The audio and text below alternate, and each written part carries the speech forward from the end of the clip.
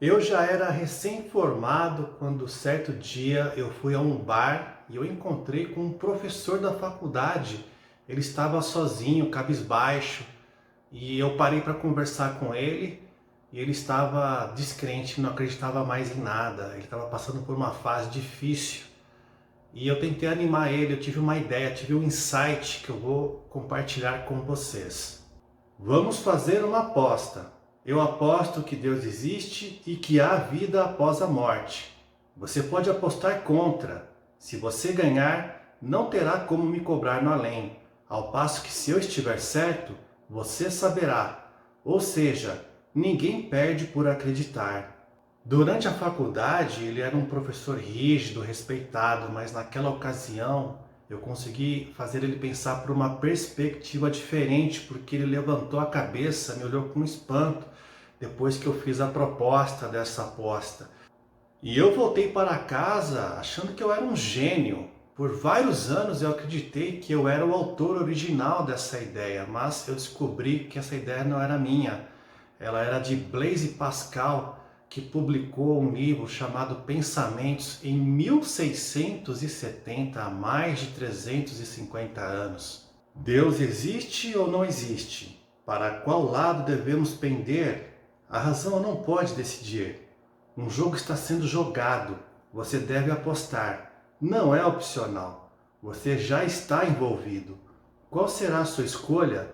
Vamos pesar o ganho e a perda em apostar que Deus existe. Se você ganhar, você ganha tudo. Se perder, você não perde nada. Aposte então que Ele existe, sem hesitação. Isso é mais comum do que a gente imagina. A pessoa tem uma ideia, acha que essa ideia é original, é incrível, acredita nisso por muito tempo, até que essa pessoa descobre sozinha ou alguém conta para ela que outra pessoa já pensou nisso há muito tempo. Eu não quero ser um estraga-prazeres, mas eu vou trazer alguns exemplos aqui relacionados com a educação financeira. E eu também não estou aqui para desmerecer o trabalho de ninguém, mas eu vou citar um livro bastante comentado recentemente chamado A Psicologia Financeira, de Morgan Housel. Foi publicado em 2020 e eu vou destacar uma passagem desse livro para vocês. Ao lidar com dinheiro, a coisa mais difícil a fazer é parar de reajustar as metas para cima o tempo todo. Mas é também uma das mais importantes.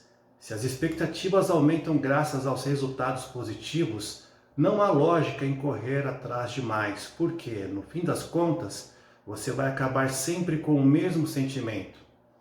É perigoso quando o desejo de ter mais dinheiro, mais poder, mais prestígio, faz a ambição crescer a uma velocidade maior do que a satisfação.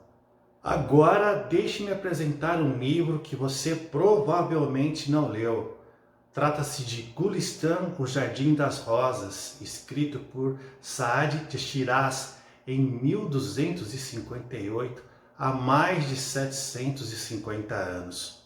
Um mendigo do oeste da África havia se estabelecido entre um grupo de lojistas em Alepo e dizia: ó senhores da fartura, se tivesseis um justo senso de equidade e nós de contentamento, toda espécie de importunação cessaria neste mundo. Ó contentamento, torna-me rico, pois sem ti não há riqueza. Outro livro bastante comentado recentemente tem um título provocativo: Morra sem nada, aproveite ao máximo a sua vida e o seu dinheiro, de Bill Perkins. Esse livro foi lançado no Brasil em 2024. Eu vou destacar um trecho da sinopse desse livro para vocês. Em Morra Sem Nada, Bill Perkins, um dos gestores de fundos hedge mais bem-sucedidos do mundo, apresenta uma filosofia surpreendentemente provocativa, que fará você repensar não apenas seu plano de aposentadoria, mas também o verdadeiro valor do dinheiro e qual a relação que ele tem com a jornada da sua vida. Perkins oferece um novo viés sobre como e quando devemos transformar economias em experiências, o verdadeiro capital que deveria ser nosso propósito. Um novo viés para encarar a vida? há controvérsias. Podemos voltar para o livro Gulistan de Saad Shiraz. O mestre da sabedoria persa escreve assim: as riquezas são destinadas ao conforto da vida, e não à vida com o propósito de acumular riquezas. Perguntei a um sábio: quem é o afortunado e quem é o desafortunado? Ele respondeu: afortunado foi o homem que gastou e doou, e azarado foi o homem que morreu e deixou para trás. Não reze por aquele imprestável que não fez nada, pois passou a vida acumulando riquezas e não as gastou.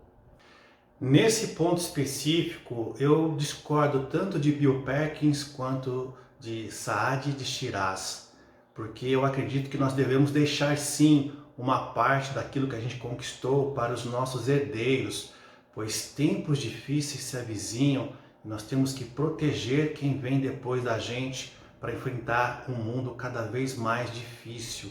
Isso deve ser ajustado conforme cada geração. Porém, o ponto mais importante aqui não é tirar o incentivo para que você leia os livros contemporâneos, os livros recentes, porque afinal de contas eu mesmo escrevo livros pela Suno Research. O que eu quero dizer é que você não precisa descartar os livros antigos, pois certamente os clássicos têm alguma coisa para falar para você. Nem tudo que é antigo perde o seu valor. Pelo contrário, o próprio tempo se encarrega de valorizar aquilo que é atemporal. Essa frase é de minha autoria, eu escrevi ela especificamente para essa história, para esse vídeo. Mas, como curiosidade, eu perguntei para uma ferramenta de inteligência artificial quem seria o autor dessa frase. Veja o que essa ferramenta, essa máquina respondeu. Essa frase é frequentemente atribuída em contextos motivacionais e reflexivos, mas não há uma fonte confirmada ou autor clássico reconhecido para ela nos registros literários ou filosóficos disponíveis. Ela parece ser uma daquelas expressões populares que circulam amplamente na internet e em redes sociais, muitas vezes sem crédito definido. Curiosidade: frases com esse estilo, que exaltam o valor do tempo, da tradição e da permanência, são comuns em textos de autores como Mário Quintana, Rubem Alves ou Edna Brigato, mas até agora não há evidência concreta de que essa frase específica pertença a eles. Enfim, a gente precisa ter humildade para concordar que tudo já foi pensado antes. No mais, um grande abraço e até a próxima!